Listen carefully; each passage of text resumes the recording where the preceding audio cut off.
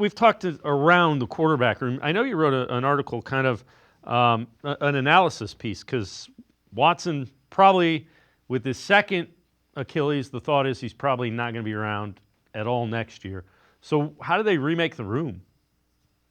Yeah, and to me, there was a little bit of question when Andrew Berry originally talked about the quarterback room before the setback.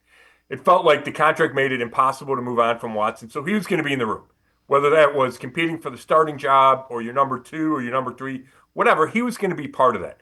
And then as soon as we heard about the setback, to me, it freed up the Browns to completely redo that room and call it an extreme makeover, whatever, an overhaul of the room. Um, yeah, I would expect DTR to be on the 90-man roster throughout the offseason, be in training camp, but is not guaranteed a spot. So you could have three open spots on your roster. Let's assume Watson's not part of this, part of the equation, that he just isn't ready to play or whatever. So I think you need to get two veterans. Now, one should be a guy that can come in and start for you. And Kirk Cousins is an easy name. Russell Wilson, somebody in that class that yes can come in and start day one, and you think can win enough games to take you to the playoffs. And I think both those guys qualify. I mean, Kirk Cousins had Atlanta close. I know he got benched late. Russell Wilson obviously helped the Steelers get to the playoffs. Then you draft a guy, and it could be as high as number two.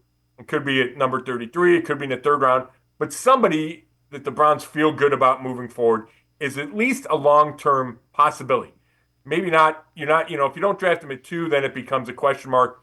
Is he your franchise guy or not? But at least you like the upside. And I think if it's the number two, that guy doesn't have to feel like he needs to start week one. That's all you have, the veteran, the Cousins or the Wilson.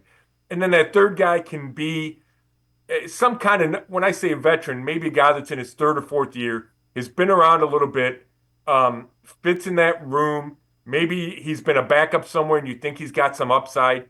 Somebody that's an upgrade over DTR. That is how I would restructure that room.